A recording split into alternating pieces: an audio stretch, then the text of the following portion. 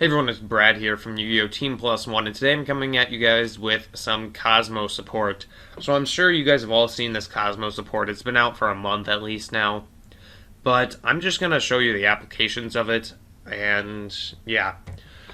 So I'm going to start with the trap, Kozmojo. Target a Kozmo monster you control, destroy it, and if you do, banish one card your opponent controls or in the graveyard, non-targeting, hard once per turn.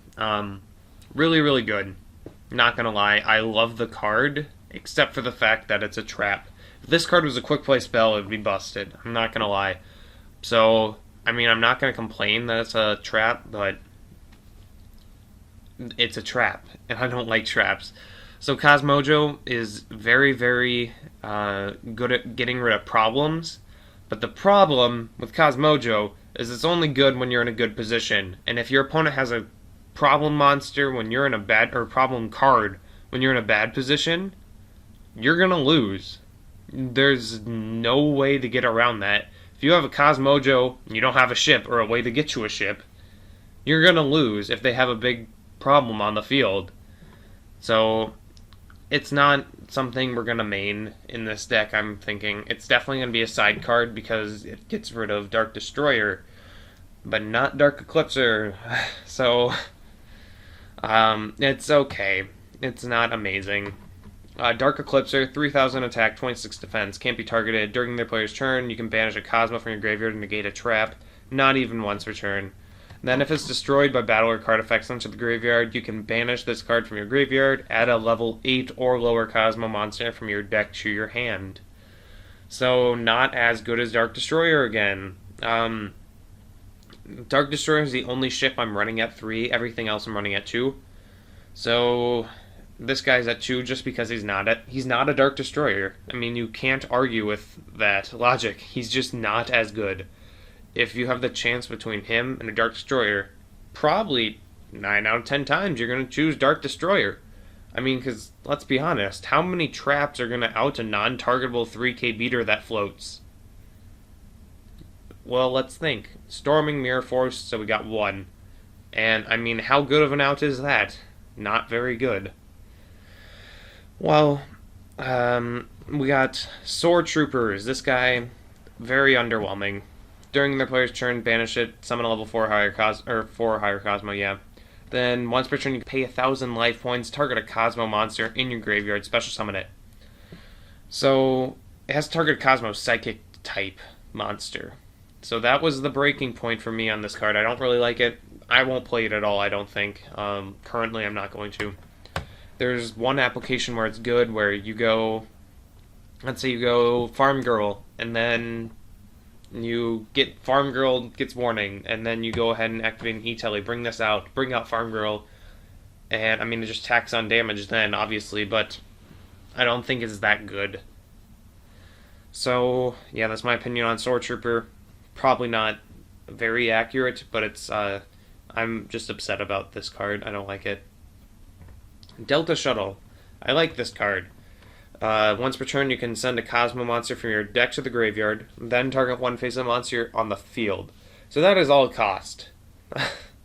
So you can go into your deck for cost. Now, it loses the attack and defense equal to the said monster's attack or level by 100. So this card makes a lot of things combo really well in this deck. It makes Farm Girl able to attack over things that are up to 2300 attack, I believe, or 2500 attack. I lied. 2300 attack. So, really, really good. Yeah,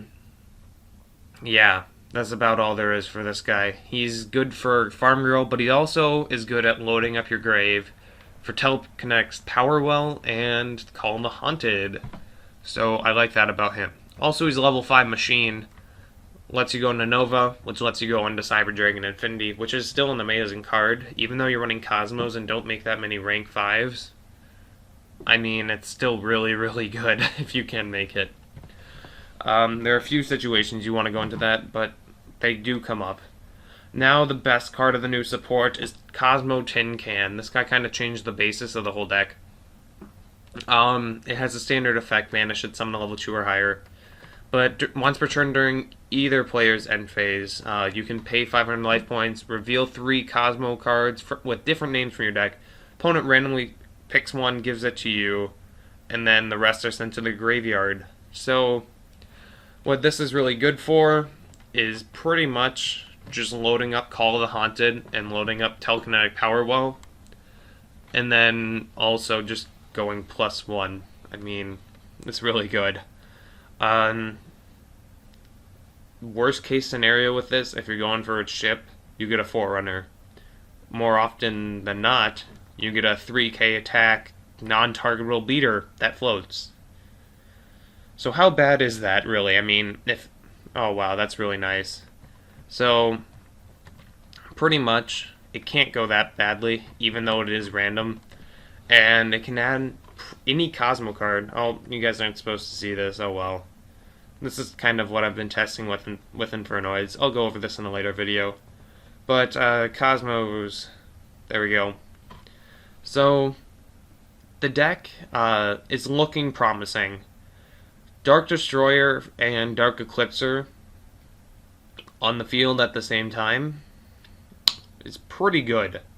Not gonna lie. Currently, I haven't lost to Pepe. I haven't played too many games with this, maybe a dozen, but it doesn't lose to Pepe. So I don't know if that's just because of there's a crappy build going around on the internet right now, or if it's because I'm playing against people who played the deck wrong, or if it's because the deck's the best deck. I have no idea why that is.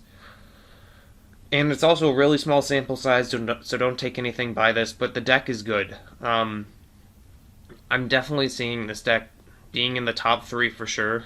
There's going to be Performer Pals and Perform Mages. There's going to be a Magician variant, and there's going to be this.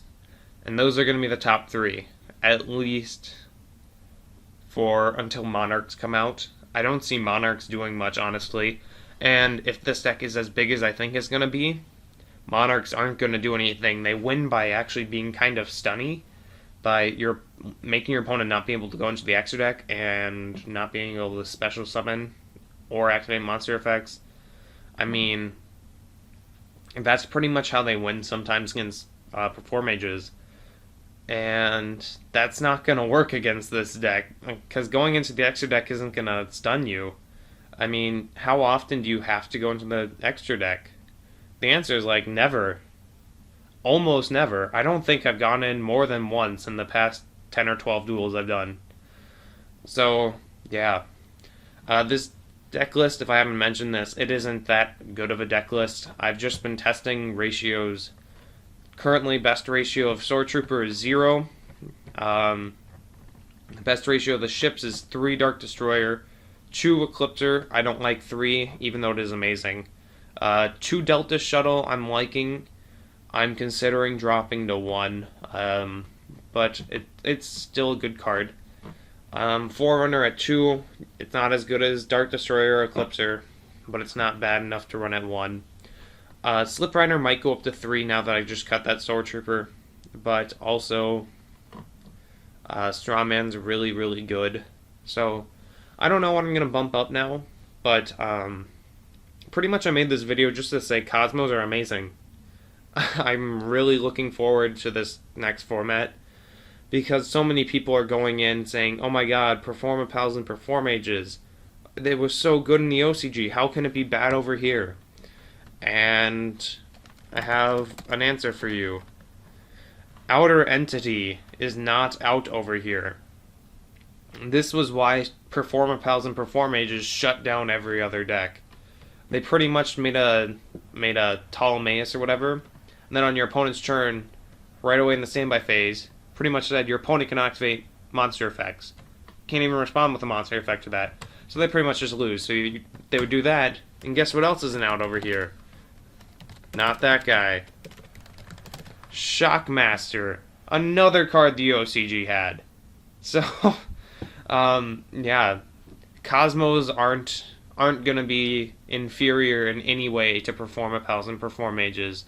There's just going to be... They're different decks, and you have to find a way to balance beating the other deck and beating the mirror match as best as you can. So, yeah, I think Kozmos are good. Tell me what you guys are looking forward to. I'm looking at making a guide kind of on what we're gonna be, what are going to be the best cards in Breakers of Shadows. So yeah, look out for that. It'll be coming in the next few days. I'm going to be getting a new mic, like a actual recording mic rather than just this headset, for my birthday, which is coming up in 3 days. So yeah, I hope you guys had a great holiday break and are getting ready for Yu-Gi-Oh to pick up again now that we have Breakers of Shadows. We got more regionals, more YCSs. I know I'm going to quite a few of these actually. And hope you guys get your Nats invite. I have no idea where that is yet, but there are rumors that Worlds are going to be in the USA. So I'm pretty hyped about that. But yeah, I'm looking forward to a lot of things that are coming out soon. Don't overpay at the sneak peek if I don't post another video between now and then. We're testing. We're like brand new with testing out the new ratios of rarities. The rarities have changed. There's a super in every set or every pack, so I don't see supers being more than $5-10 at the maximum. If there's a really good super, like what is it? I forget what it's called. Here we go. Master Pendulum. That guy might be the best super in this set. I haven't looked at the set too extensively, except I know I'm going to make a video on this later. The power of Cyber Dragon Infinity. Some people overestimate it, some people underestimate it, but I'm just going to tell it straight how I feel it is in a later video. So look forward to that, and I'll see you guys later. Have a good day.